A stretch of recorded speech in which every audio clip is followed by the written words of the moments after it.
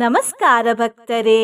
ಮಂಗಳವಾರದ ದಿನ ಚತುರ್ಥಿ ತಿಥಿ ಬಂದರೆ ಮತ್ತು ಆ ದಿನ ನಾವು ಗಣೇಶ ದೇವರ ಮಂತ್ರಗಳನ್ನು ಕೇಳಿದರೆ ತುಂಬಾ ಹೆಚ್ಚು ಮತ್ತು ತುಂಬಾ ಬೇಗ ಫಲಗಳು ಸಿಗುತ್ತವೆ.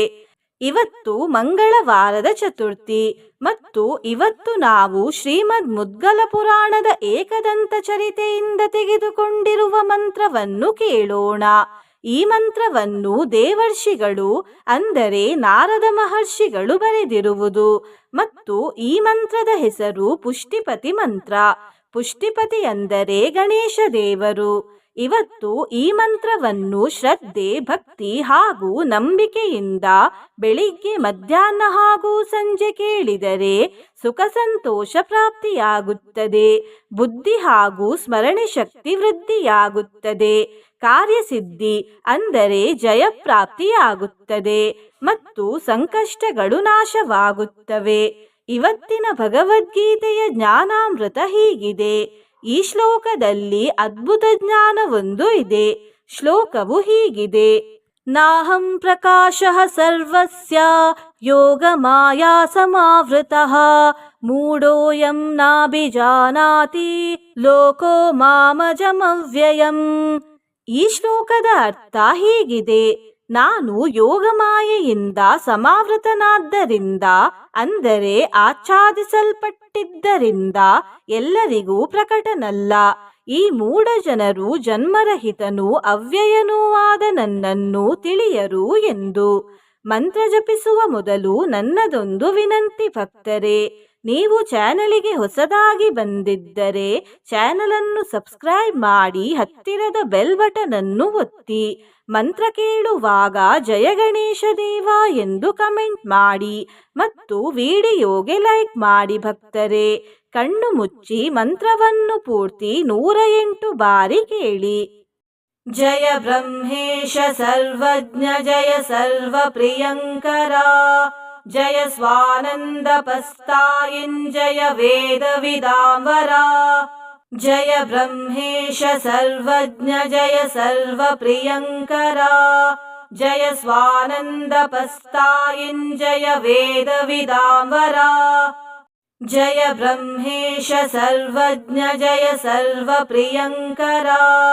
ಜಯ ಸ್ವಾನಂದ ಪಸ್ತಾಯಿಂಜಯ ವೇದ ವಿದಾಂಬರ. ಜಯ ಬ್ರಹ್ಮೇಶ ಸರ್ವಜ್ಞ ಜಯ ಸರ್ವ ಪ್ರಿಯಂಕರ ಜಯ ಸ್ವಾನಂದ ಪಸ್ತಾಯಿಂಜಯ ವೇದ ವಿದಾಂಬರ. ಜಯ ಬ್ರಹ್ಮೇಶ ಸರ್ವಜ್ಞ ಜಯ ಸರ್ವ ಪ್ರಿಯಂಕರ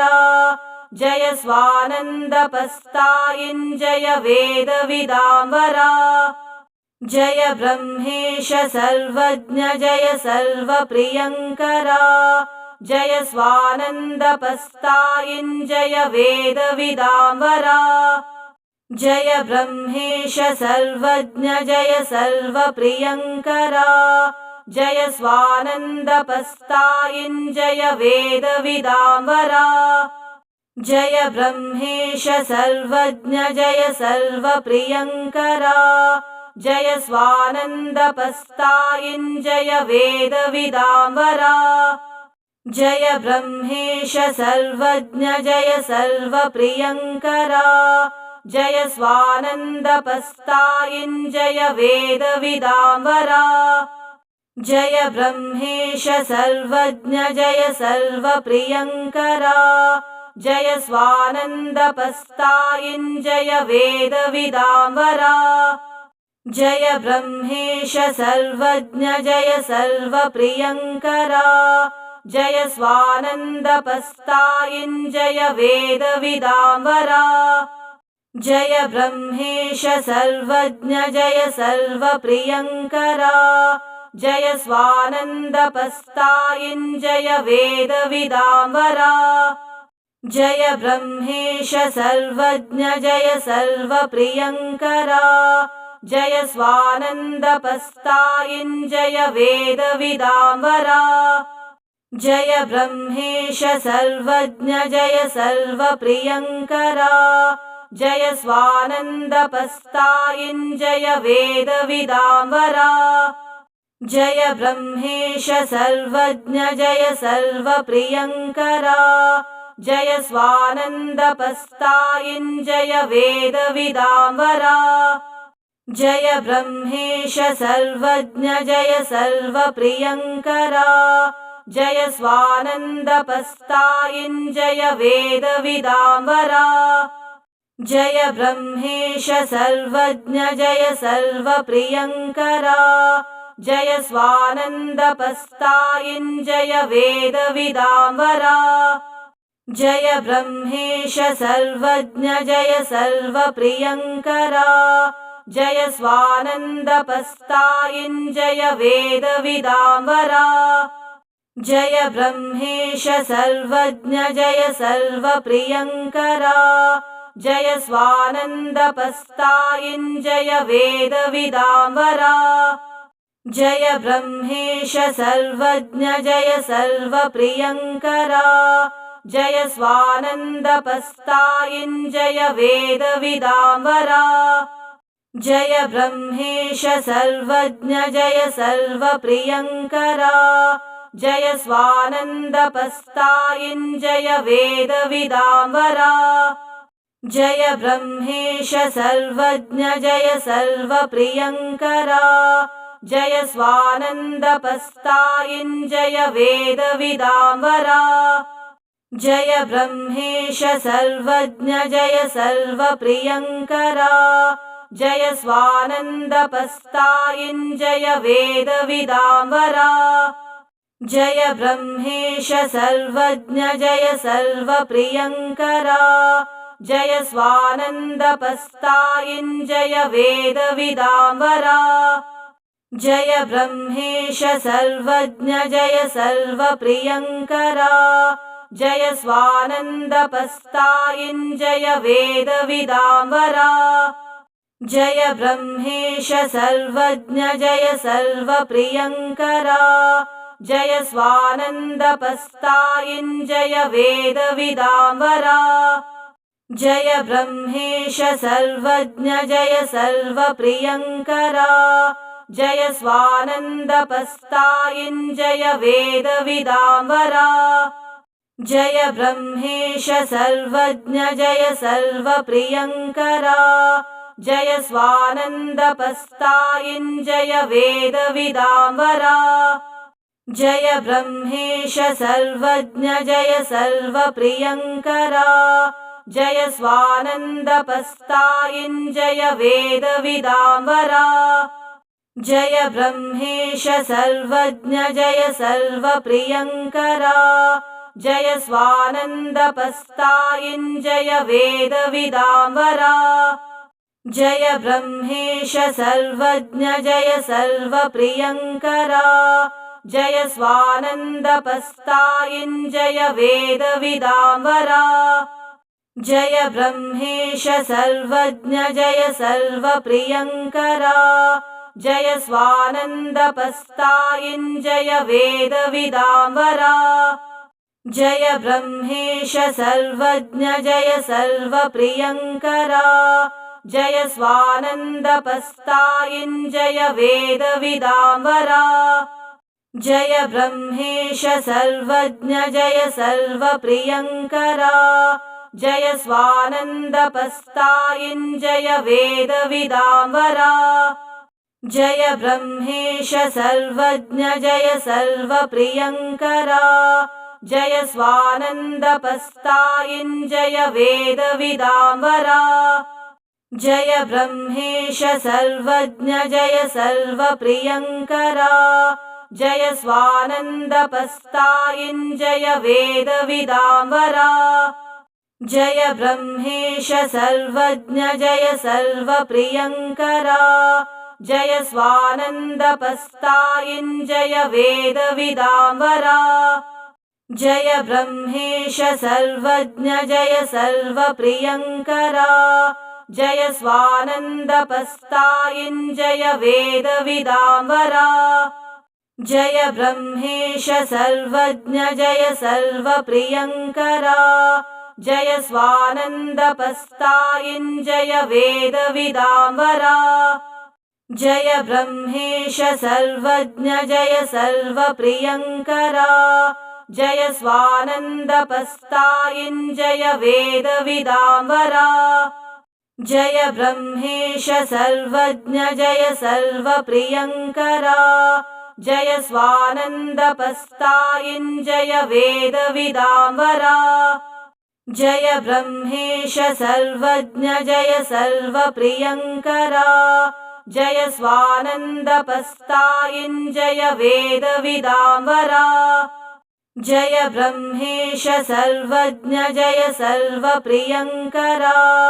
जय स्वानन्दपस्तायिञ्जय वेदविदाम्बरा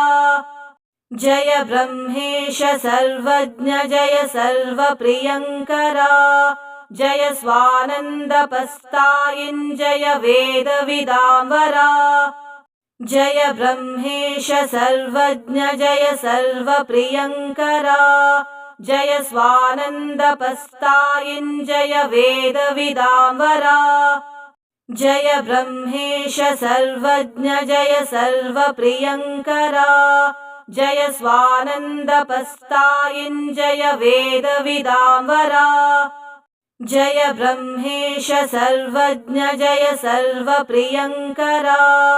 जय स्वानन्दपस्तायिञ्जय वेदविदाम्बरा जय ब्रह्मेश सर्वज्ञ जय सर्वप्रियङ्करा जय स्वानन्दपस्तायिञ्जय वेदविदाम्बरा जय ब्रह्मेश सर्वज्ञ जय सर्वप्रियङ्करा जय स्वानन्दपस्तायिञ्जय वेदविदाम्बरा जय ब्रह्मेश सर्वज्ञ जय सर्वप्रियङ्करा जय स्वानन्दपस्तायिञ्जय वेदविदाम्बरा जय ब्रह्मेश सर्वज्ञ जय सर्वप्रियङ्करा जय स्वानन्दपस्तायिञ्जय वेदविदाम्बरा जय ब्रह्मेश सर्वज्ञ जय सर्वप्रियङ्करा जय स्वानन्दपस्तायिञ्जय वेदविदाम्बरा जय ब्रह्मेश सर्वज्ञ जय सर्वप्रियङ्करा जय स्वानन्दपस्तायिञ्जय वेदविदाम्बरा जय ब्रह्मेश सर्वज्ञ जय सर्वप्रियङ्करा जय स्वानन्दपस्तायिञ्जय वेदविदाम्बरा जय ब्रह्मेश सर्वज्ञ जय सर्वप्रियङ्करा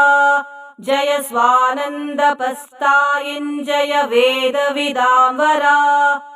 जय ब्रह्मेश सर्वज्ञ जय सर्वप्रियङ्करा जय स्वानन्दपस्तायिञ्जय वेदविदाम्बरा जय ब्रह्मेश सर्वज्ञ जय सर्वप्रियङ्करा जय स्वानन्दपस्तायिञ्जय वेदविदाम्बरा जय ब्रह्मेश सर्वज्ञ जय सर्वप्रियङ्करा जय स्वानन्दपस्तायिञ्जय वेदविदाम्बरा जय ब्रह्मेश सर्वज्ञ जय सर्वप्रियङ्करा जय स्वानन्दपस्तायिञ्जय वेदविदाम्बरा जय ब्रह्मेश सर्वज्ञ जय सर्वप्रियङ्करा जय स्वानन्दपस्तायिञ्जय वेदविदाम्बरा जय ब्रह्मेश सर्वज्ञ जय सर्वप्रियङ्करा जय स्वानन्दपस्तायिञ्जय वेदविदाम्बरा जय ब्रह्मेश सर्वज्ञ जय सर्वप्रियङ्करा जय स्वानन्दपस्तायिञ्जय वेदविदाम्बरा जय ब्रह्मेश सर्वज्ञ जय सर्वप्रियङ्करा जय स्वानन्दपस्तायिञ्जय वेदविदाम्बरा जय ब्रह्मेश सर्वज्ञ जय सर्वप्रियङ्करा जय स्वानन्दपस्तायिञ्जय वेदविदाम्बरा जय ब्रह्मेश सर्वज्ञ जय सर्वप्रियङ्करा जय स्वानन्दपस्तायिञ्जय वेदविदाम्बरा जय ब्रह्मेश सर्वज्ञ जय सर्वप्रियङ्करा जय स्वानन्दपस्तायिञ्जय वेदविदाम्बरा जय ब्रह्मेश सर्वज्ञ जय सर्वप्रियङ्करा जय स्वानन्दपस्तायिञ्जय वेदविदाम्बरा जय ब्रह्मेश सर्वज्ञ जय सर्वप्रियङ्करा जय स्वानन्दपस्तायिञ्जय वेदविदाम्बरा जय ब्रह्मेश सर्वज्ञ जय सर्वप्रियङ्करा जय स्वानन्दपस्तायिञ्जय वेदविदाम्बरा जय ब्रह्मेश सर्वज्ञ जय सर्वप्रियङ्करा जय स्वानन्दपस्तायिञ्जय वेदविदाम्बरा जय ब्रह्मेश सर्वज्ञ जय सर्वप्रियङ्करा जय स्वानन्दपस्तायिञ्जय वेदविदाम्बरा जय ब्रह्मेश सर्वज्ञ जय सर्वप्रियङ्करा जय स्वानन्दपस्तायिञ्जय वेदविदाम्बरा जय ब्रह्मेश सर्वज्ञ जय सर्वप्रियङ्करा जय स्वानन्दपस्तायिञ्जय वेदविदाम्बरा जय ब्रह्मेश सर्वज्ञ जय सर्वप्रियङ्करा जय स्वानन्दपस्तायिञ्जय वेदविदाम्बरा जय ब्रह्मेश सर्वज्ञ जय सर्वप्रियङ्करा जय स्वानन्दपस्तायिञ्जय वेदविदाम्बरा जय ब्रह्मेश सर्वज्ञ जय सर्वप्रियङ्करा जय स्वानन्दपस्तायिञ्जय वेदविदाम्बरा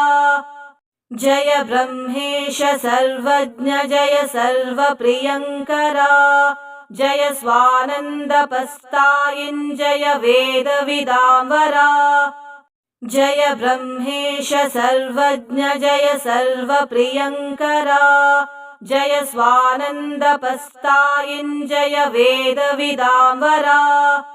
जय ब्रह्मेश सर्वज्ञ जय सर्वप्रियङ्करा जय स्वानन्दपस्तायिञ्जय वेदविदाम्बरा जय ब्रह्मेश सर्वज्ञ जय सर्वप्रियङ्करा जय स्वानन्दपस्तायिञ्जय वेदविदाम्बरा जय ब्रह्मेश सर्वज्ञ जय सर्वप्रियङ्करा जय स्वानन्दपस्तायिञ्जय वेदविदाम्बरा जय ब्रह्मेश सर्वज्ञ जय सर्वप्रियङ्करा जय स्वानन्दपस्तायिञ्जय वेदविदाम्बरा जय ब्रह्मेश सर्वज्ञ जय सर्वप्रियङ्करा जय स्वानन्दपस्तायिञ्जय वेदविदाम्बरा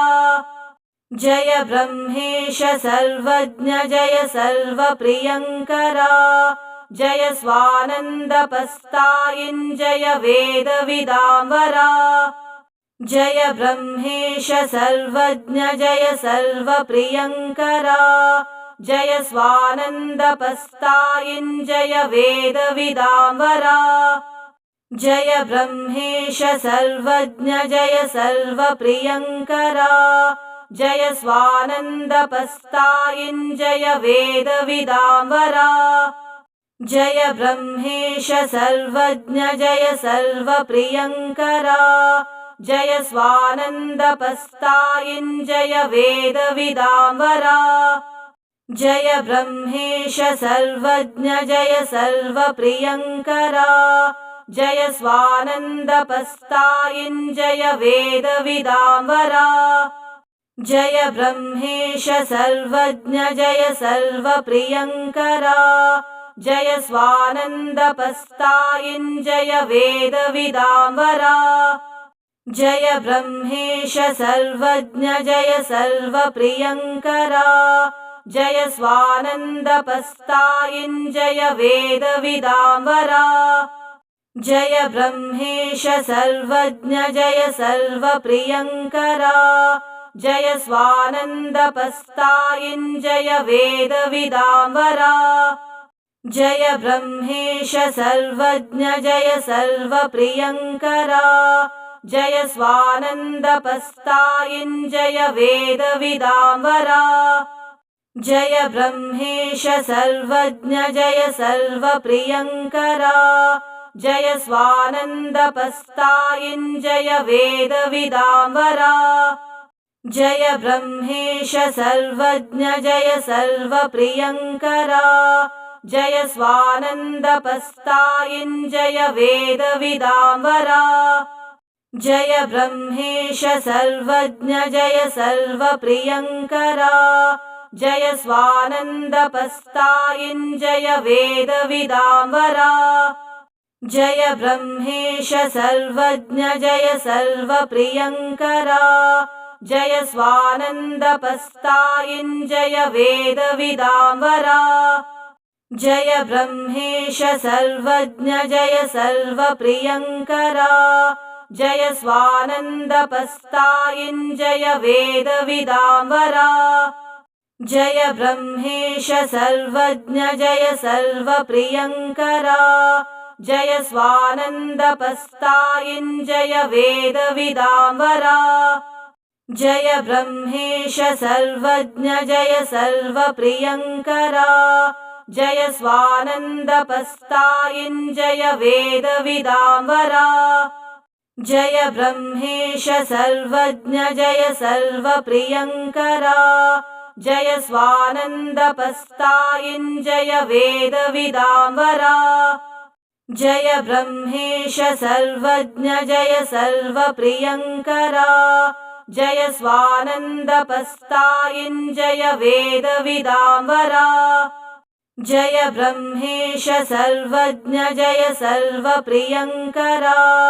जय स्वानन्दपस्तायिञ्जय वेदविदाम्बरा जय ब्रह्मेश सर्वज्ञ जय सर्वप्रियङ्करा जय स्वानन्दपस्तायिञ्जय वेदविदाम्बरा जय ब्रह्मेश सर्वज्ञ जय सर्वप्रियङ्करा